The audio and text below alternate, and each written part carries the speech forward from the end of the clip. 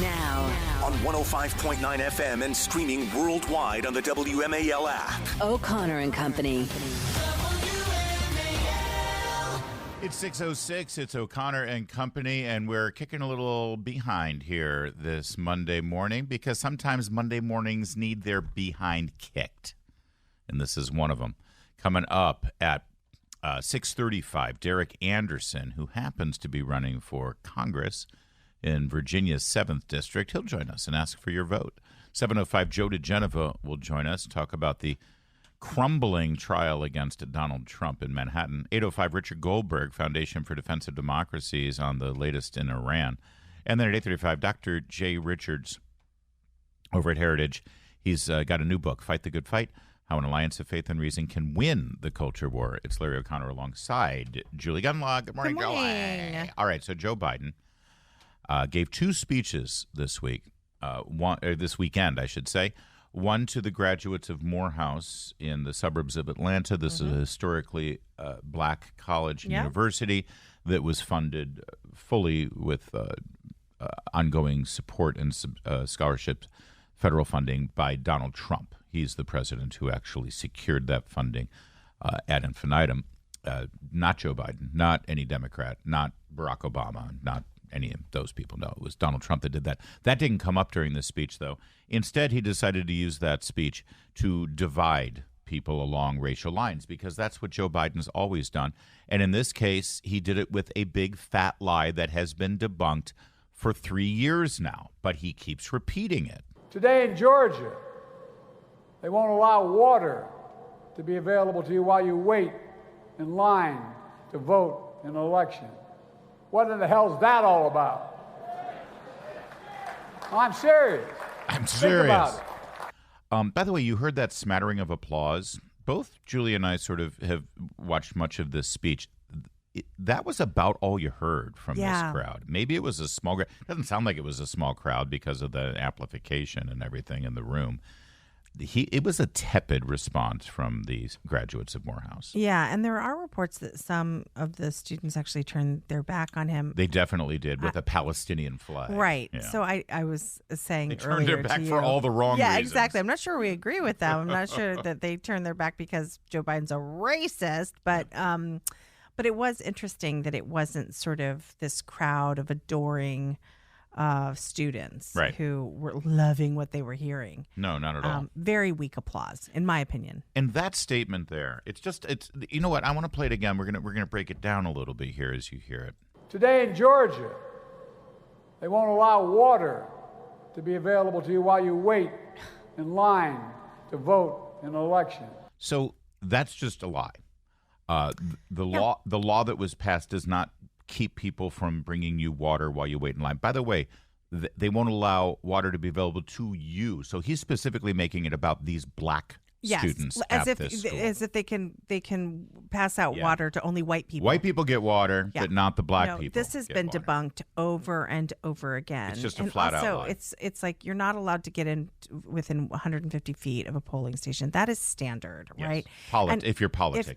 If you're an organization, right? If you're like an environmental organization or you're working for a candidate, but you can't because they would hand out a water bottle that says vote Democrat, or a water bottle that has a sticker on it, right? But you can. They do allow organizations to set up self-service water stations, and also, I'm sorry, you have to walk 155 feet to get a water or bring your own water. By the way, what person in the world? Well, this is what's so insulting about this, is that these are college graduates. Yeah. These are men and women of color graduating with degrees from a respected university. And he is basically telling them, you're so stupid and incapable that you can't bring water to go and vote. And I guarantee you, every single one of those students, while at class for the last 4 years, had a giant Yeti or a Stanley full of water wherever they go. But again, this is the greatest hydrated generation of our lifetime. Yeah, exactly. Let's say there was some, everyone forgot their Stanleys. They can still get water. And they can still get water. And it's a lie. It's just a lie. It is a lie. And it's insulting to their intelligence because he thinks he can say that. And they'll believe him because he thinks they're stupid. That's right. Because they're black. Yep. Because as long as you say something that makes them a victim and white people the oppressing, evil racist, they're just going to go along with it. You know, Mitt Romney's going to have you all back in chains. Yep. This is who Joe Biden is. This is who he has been his entire career.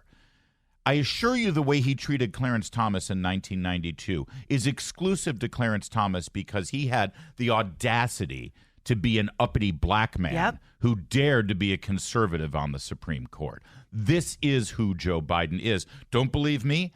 Ask Kamala Harris, because she made the point in the debates back in 2020.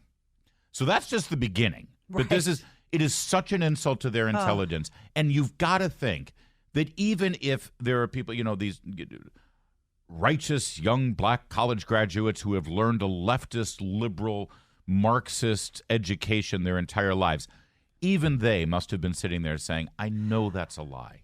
I know that's not true. I understand you can use it for political purposes, but don't insult me. Well, also, and let's say they believed everything. Let's say all of this to them it rings true. Oh, yes. You know, they've just completed 4 years of rigorous study, and then they get this. Your country hates you. It doesn't matter how hard you work. Yes, let me play this one for you. This is where Joe Biden stands in front of these young, aspiring young adults with their degree, ready to take on the world and make a difference in this nation. And contrast this to what we heard from Clarence Thomas at Hillsdale in the last hour. Contrast this to what you heard from Harrison Bucker at Benedictine University, giving people the tools to make the most of the incredible country that we have in front of us, the incredible blessing that God has given us to have us be born here instead of Iran or somewhere else. Here's the America that Joe Biden described for these young black college graduates.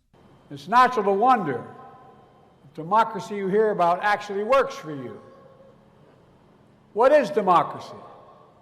If black men are being killed in the street, what is democracy?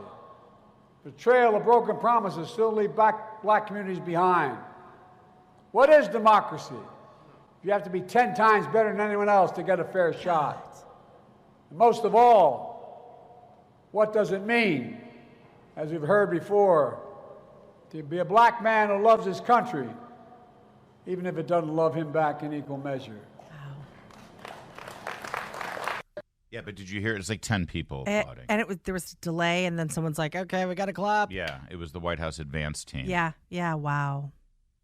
That's so despicable. Joe Biden hates this country. He does. If he truly believes that that's what this country is, he despises this country. And the one thing really stuck out to me, decades of broken promises. Who's been making those promises, Joe?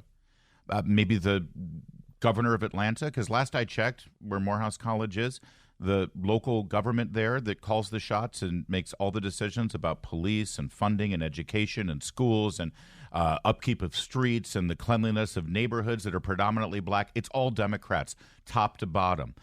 Joe Biden, if Joe Biden truly believes that this is what America is today, he has been a United States senator and a vice president and now a president for over 50 years, and he is an utter failure if he can stand there and say that this country is the horrific, despicable, racist nation that he just told these young men and women it is. How odious, how disgusting. And if I were a parent of a child who was getting their degree and heading out to, go seize the day now that you know that you don't have a chance because of the way you were born. Yeah. And your country doesn't love you. And your country hates you. Hates you. It's just horrifying.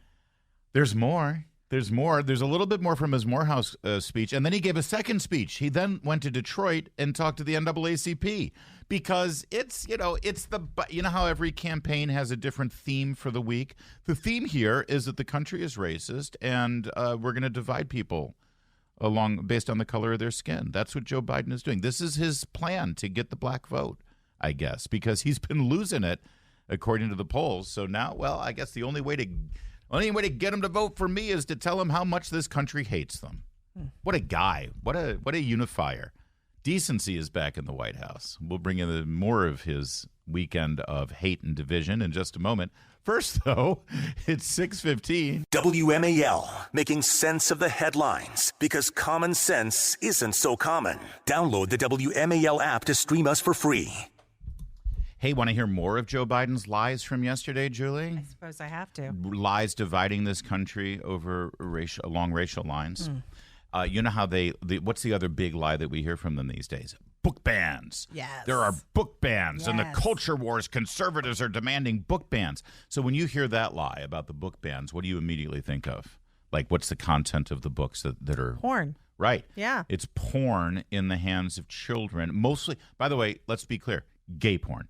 Right. It's only gay porn. Right. Have you noticed that? And sexual violence. Yeah, and just disgusting, poisonous themes. There's incest. It's always totally disturbing. And, of course, they're not bans. It's parents deciding with our judgment that Using these discernment books to shouldn't decide, be in the publicly funded Which schools. is what librarians do, because unlike Jill, who thinks that every single book ever published can go into, she said that every book. Well, librarians have to choose. Of course. They can't That'd be possibly... a hell of a big library. Yeah, if they had every book. Yeah. So he talked about the book bans. He said, hey, let's say something about the book bans in the speech. Yeah. And then somebody said, well, wait a second, aren't the book bans about all the gay porn we want kids to be reading? What's that got to do with Morehouse? So they said, screw it. Just tell them it's racist. Right. Just tell them the book ban is racist. Right, That'll work. In America, we're all created equal. Extremists close the doors of opportunity. Strike down affirmative action. Attack the values of diversity, equality, and inclusion. I never thought when I was graduating in 1968, as your honoree just was, we talked about, I never thought I'd be in a president at a time when there's a national effort to ban books. Not to write history, but to erase history. They don't see you in the future of America. God. But they're wrong. To me, we make history, not erase it. We know black history is American history.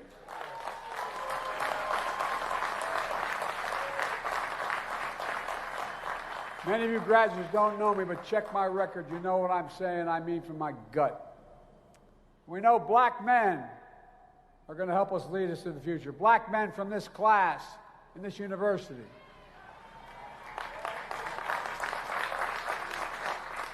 But graduates, this is what we're up against. Extremist forces. Here you go. Book bans to erase history. Yeah, again, weak applause. Yeah, very weak applause. But again, in that last part there, black men are going to help save our country. Black men this, black men that, because he's right now almost underwater with black men, according to the polls. And so he thinks this will work. And you have to understand the mindset of Joe Biden. Let's get out there and divide people. Let's get out there and terrify them and make them scared of Republicans and white people in general, and tell them that they're hated. Yeah. It's the most despicable kind of politics. It really is. And again, this was a guy who said he was going to be a unifier. He said he was going to bring people together.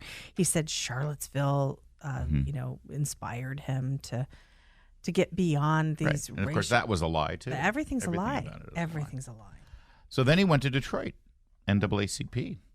And the drugs that they had pumped into him for the Morehouse College started to wear off. And so he started slurring his words. Mm-hmm. And he was trying to talk about the insurrectionists that stormed the Capitol on January 6th. But again, when the drugs start to wear off, it comes out like this. He calls the insurrectionists who stormed Capitol Hill patriots. Did you catch that? I think I need to hear it again, because again, he's trying to say insurrectionists, and what does he say instead? He calls the insurrectionists who stormed Capitol Hill patriots. That did not sound like insurrectionists. Yeah, and that is a common gaffe from Jake Tapper to others. They're constantly messing up the word insurrectionist with erectionist. With what now? What did you just say? The erectionists who... Why are you laughing? I'm trying to make out what he said. I do not know why. It's funny. He's trying to say insurrectionists. Like the women anchors never have a problem. Well, You know what? Walk a mile in my shoes, ma'am. Call the erectionists who stormed Capitol Hill patriots. Well, he wasn't done. He was also looking back at the time of his vice presidency. You remember, he was vice president from 2009 until 2016, right? Oh my God. That's when he was vice president. So he was looking back on those years, telling stories to the NAACP in Detroit. And when I was vice president, things were kind of bad during the pandemic. Hold on. He was Trump's vice president? Who knew? That's crazy. Boy, I didn't know he was allowed to do that. When did they have that big blow up? Right? Oof. And when I was vice president, things were kind of bad during the pandemic. Kind of bad. Was there a pandemic during Obama's presidency? Bird flu?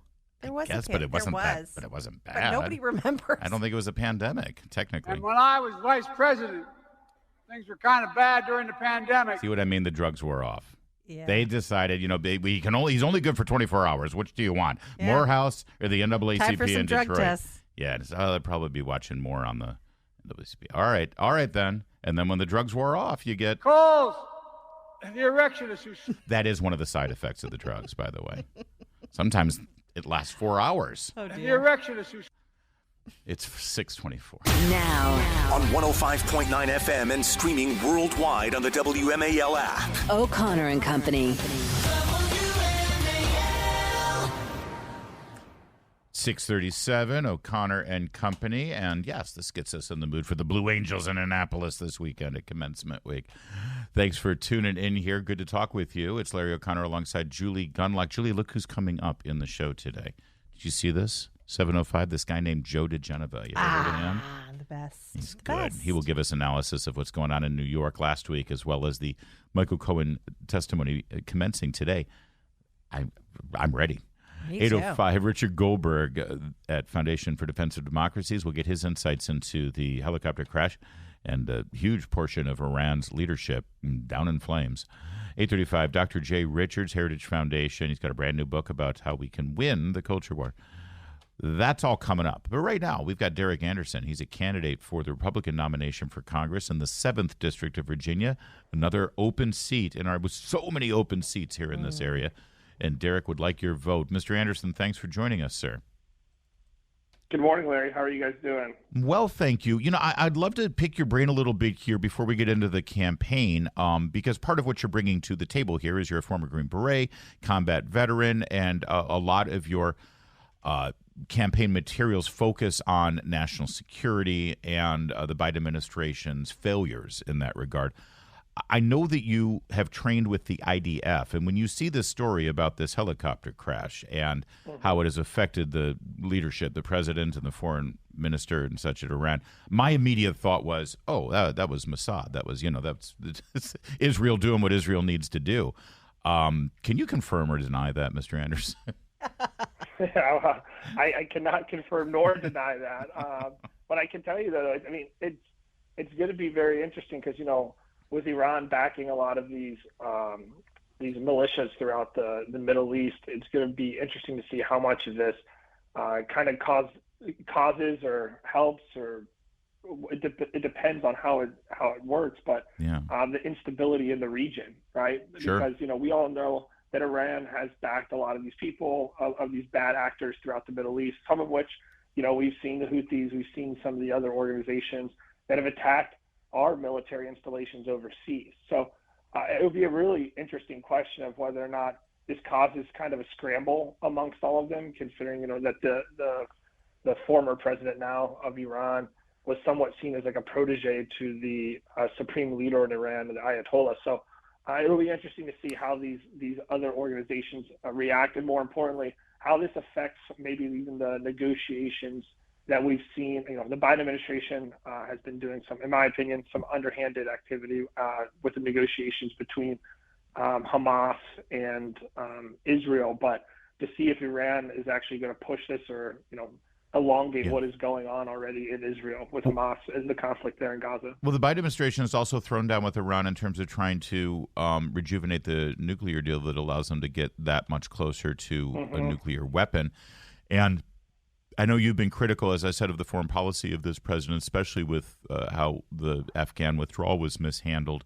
I mean, this is just another sort of reason why there needs to be oversight from Congress over such things. What would be your intention, should you win the 7th District, to be able to hold this Pentagon and State Department accountable? Yeah, I mean, the biggest thing that Congress, and specifically the House of Representatives, has is the power of the purse, right? We can call these people that are, right now that are been appointed by the Biden administration. I mean, we've seen it time and time again that some of these DOD officials are being brought up on the Hill and asked questions, and all they do is kick the can down the road, whether it be responses in Afghanistan, in the withdrawal. I mean, that's what got me into this entire race, right? This is what got me into politics, was the fact that, I lost 5 of my guys in Afghanistan, and when we saw what happened a few years ago when 13 U.S. service members were killed at Abbey Gate, we see the Biden administration, their just complete lack of accountability on behalf of that. There's a lot of veterans, there's a lot of active duty service members. Granted, a lot of them cannot speak out right now because, they still wear the uniform. Yeah. But they're frustrated. I've had Gold Star family members call me and ask me what the heck happened in Afghanistan. And so we see that, and then we also see what happened with the Biden administration's just, in my opinion, lackluster response as it pertains to the conflict in Gaza.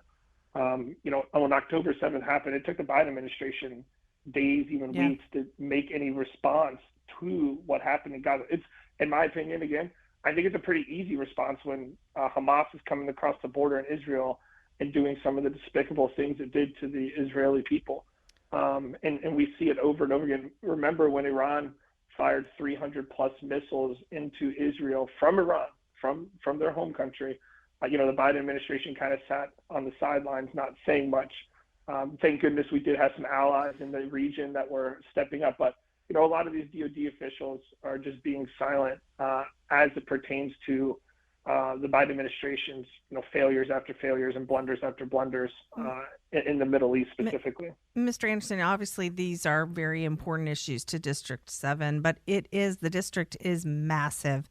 It encompasses 11 counties. What are some of the other issues you're hearing about, and what committees will you, if you win, what committees will you sort of aim for to help your district with some of the issues they care about?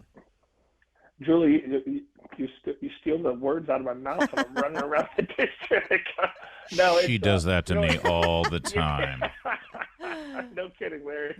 No, it's I'll be, I knock on doors. I was knocking on doors this past weekend in Prince William County, and I'm talking to people every single day. And I mean, there's no doubt that the border and the economy are the number one and number two issues that we're facing. But I got a great piece of advice from a congressman out of Florida, Brian Mast, who's a former Army Ranger. He was blown up in Afghanistan. And Brian one time asked me, ask people what's the number one thing that grinds your axe every morning when you wake up. And so the first person I asked was my mom. And so it goes right along with what my mom's like, what are you going to do for me, Derrick, when you get up to Congress? And so, and she's going to grab a hold of my ear if I don't accomplish those things. I love it. And pull me out of the house. Yeah, exactly. But my mom's a real estate agent. She travels up and down 95 every single day. And as a lot of your listeners have to deal with every single day, they sit in traffic for 2 and 3 hours at a time just to make a living. I think infrastructure, whether it's roads, bridges, or highways, are important to our district because we're a commuter district. 70% of our district lies along the I-95 corridor. On top of that, we also have a large farming community. You mentioned, Julie, we have 10 to 11 counties / cities in our district. So we've got Culpeper, Madison, Greene, Orange counties. We have 70% of our district by population lies along that I-95 corridor. 70% of the district is rural. And so our farming community right now is hurting with the cost of fuel.